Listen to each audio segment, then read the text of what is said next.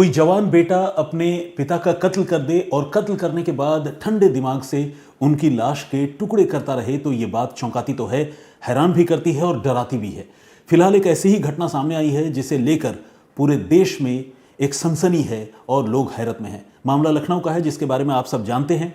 एक नौजवान बेटे ने आधी रात को सोए हालत में अपने पिता को बिल्कुल पॉइंट ब्लैंक रेंज से उन्हीं के राइफल से सिर में शूट कर दिया।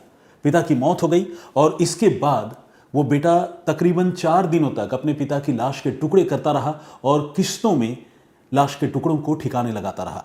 अब जब इस कहानी का खुलासा हुआ है तो लोग इस बात को सुनकर और जानकर हैरान हैं और सबसे ज़्यादा हैरान हैं ये जानकर कि इस कत्ल के पीछे का मोटिव जो बताया गया है वो ये है कि पिता अपने विशेष, अपने अरमान अपने बेटे पर थोपना चाहते थे। वो बेटे को डॉक्टर बनाना चाहते थे और बेटा जो है वो होटल इंडस्ट्री में कुछ करना चाहता था, अपना रेस्टोरेंट या होटल खोलना चाहता था।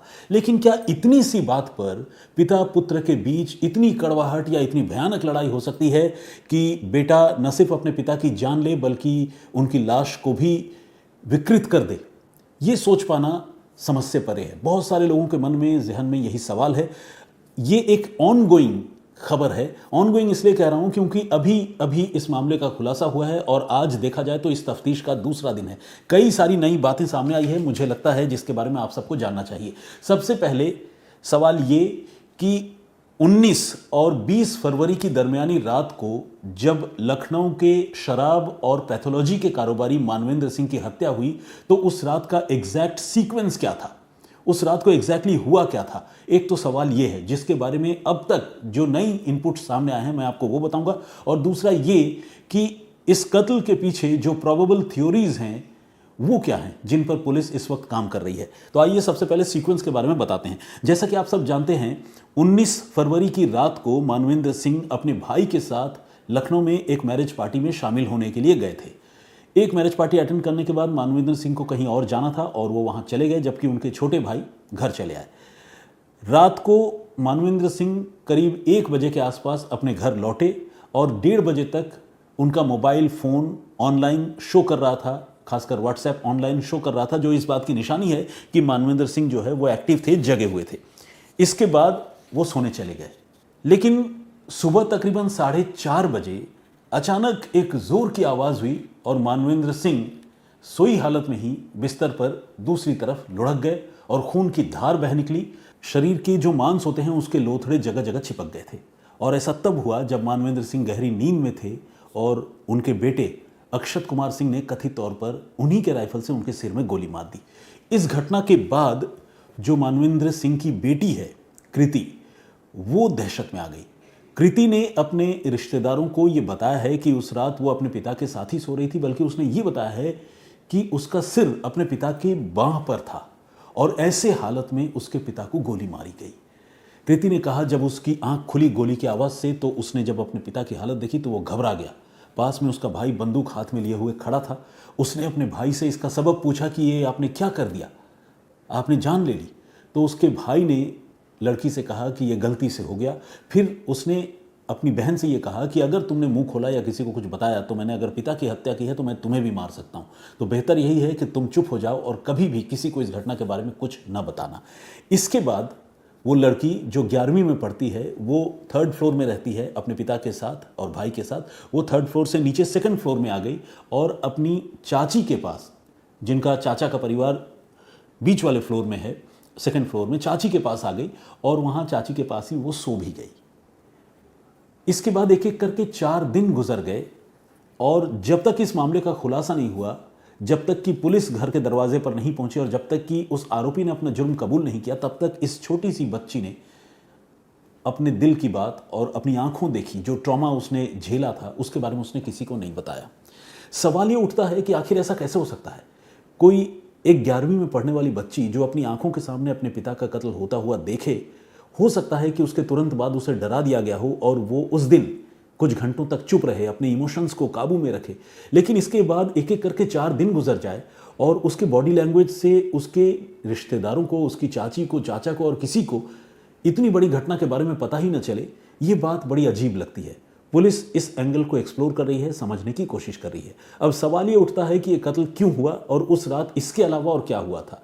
तो जो जानकारी सामने आई है, उस रात को पिता पुत्र के बीच किसी बात को लेकर पहले कहासुनी हुई थी, लड़ाई हुई थी और पिता ने कथित तौर पर अपने राइफल से अपने बेटे को डराया था। इसके बाद धीरे धीरे मामला शांत हो गया, लेकिन जब पिता सोने के लिए चले गए तो गुस्से में आग बबूला बेटा अक्षत वो लगातार रात भर जागता रहा और अपने पिता को मारने की प्लानिंग करता रहा और आखिरकार उसने अपने पिता को बहुत करीब से शूट कर दिया, उनके सिर पर गोली मार दी। तो ये तो रही उस रात की घटना जो अब तक सामने आई है और जिसमें उस बच्ची की भूमिका को लेकर भी सवाल उठ रहे हैं और सवाल उठ रहे हैं उस बिल्डिंग में रहने वाले मानवेंद्र सिंह के परिवार के दूसरे लोगों की भूमिका को लेकर भी सवाल ये भी उठ रहा है कि आखिर वो बच्ची अगर इस घटना के बाद, जैसा कि बताया गया, एक बार भी अपने फ्लोर पर नहीं गई बल्कि लगातार 3 से 4 दिनों तक वो अपने चाचा चाची के पास थी, तो क्या चाचा चाची को एक बार भी ये शंका नहीं हुई कि आखिर ये बच्ची ऊपर क्यों नहीं जा रही है, ऊपर के फ्लोर में क्यों नहीं पहुंच रही है?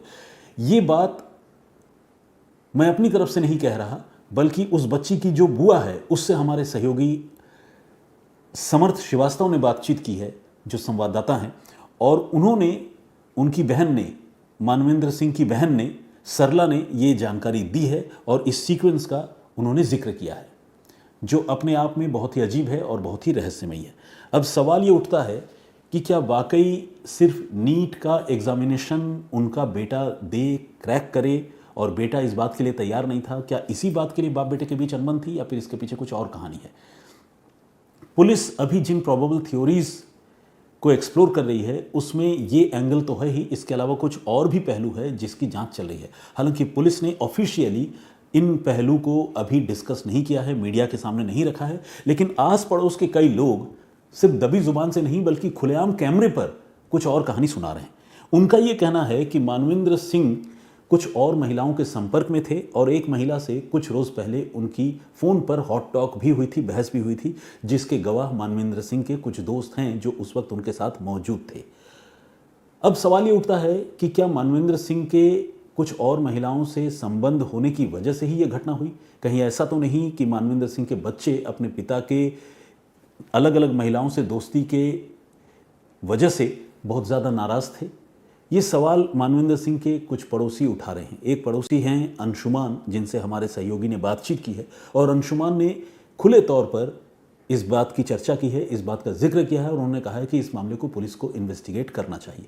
अंशुमान सिंह ने यहाँ तक कहा कि मानवेंद्र सिंह की जो पत्नी है उन्होंने खुद को ख़त्म कर लिया था कई साल पहले, और ऐसा फैसला उन्होंने इसलिए लिया क्योंकि मानवेंद्र सिंह के साथ उनकी पत्नी के बीच अक्सर विवाद हुआ करता था और विवाद की वजह थी मानवेंद्र सिंह की ज़िंदगी में आई कुछ और महिलाएं। पति पत्नी का झगड़ा इसमें सुनने में आता था। ये था कि मानवेंद्र थोड़े से दूसरी महिलाओं के साथ उनका संबंध शायद इस विषय में था, इसको लेकर थोड़ा सा विवाद रहता था। मतलब मानवेंद्र का आप कह रहे हैं कि अन्य महिलाओं के साद रिश्ते थे, इस वजह से उनकी पत्नी नाराज़ रहती थी? हाँ, उसी से रिलेटेड कुछ बात थी। हाँ। और उसी को लेकर के चीज़ें सामने आई थी कि उन्होंने ऐड किया।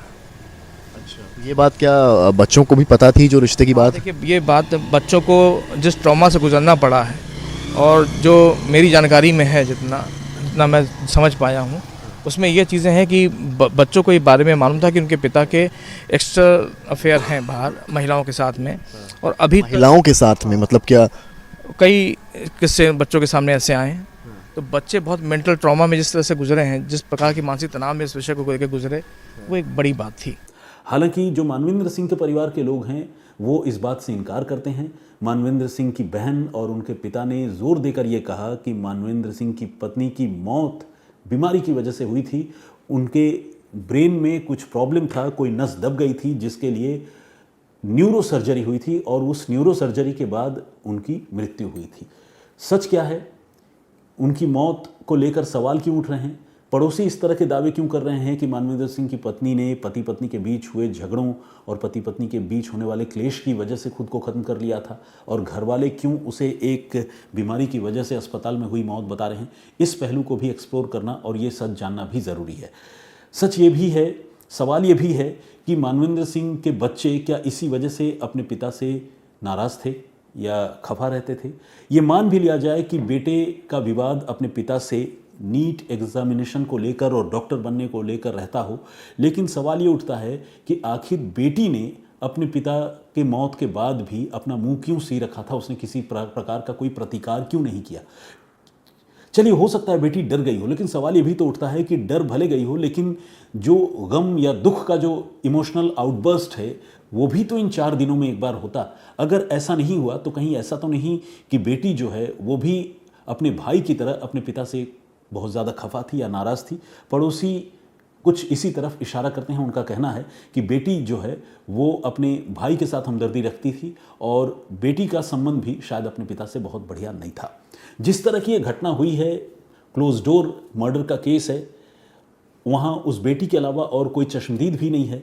पिता पुत्र और पुत्री के बीच में उस रात को क्या हुआ ये बताने वाला कोई नहीं है। ऐसे में पुलिस की सारी जांच फिलहाल इन दोनों बच्चों से यानी बेटे से और मानवेंद्र की बेटी से पूछताछ पर ही टिकी है, क्योंकि उनके बीच के रिलेशनशिप के इश्यूज़ को भी यही बच्चे बता सकते हैं और उस रात जो लड़ाई हुई और जिस तरह से वो शूटआउट की घटना हुई उसके बारे में भी यही दोनों बता सकते हैं। तो दोनों से पुलिस पूछताछ कर रही है, सच तक पुलिस पहुंचने की कोशिश कर रही है और ये उम्मीद की जाती है कि आने वाले दिनों में इस घटना का अगर कोई और मोटिव है तो वो सामने आएगा। एक और इम्पॉर्टेंट बात जो मैं समअप करने से पहले आप लोगों को बताना चाहता हूं वो ये कि इस घटना को अंजाम देने के बाद मानवेंद्र के शव को ठिकाने लगाने के साथ साथ पुलिस को गुमराह करने के लिए मानवेंद्र के बेटे अक्षत प्रताप सिंह ने कई सारे जुगत लगाए थे और बहुत सारा दिमाग दौड़ाया था। अक्षत ने सबसे पहले तो लाश के टुकड़े करने के लिए ब्लिंकिट से ऑनलाइन प्लेटफॉर्म से चाकू खरीदे थे, लेकिन इन चाकुओं से वो लाश के टुकड़े नहीं कर पाया। इसके बाद वो आरी, पॉलीथीन के पैकेट्स और दूसरी चीज़ें खरीद कर लाया और फिर किस्तों में लाश के टुकड़े करता रहा और उन्हें ठिकाने लगाते रहा।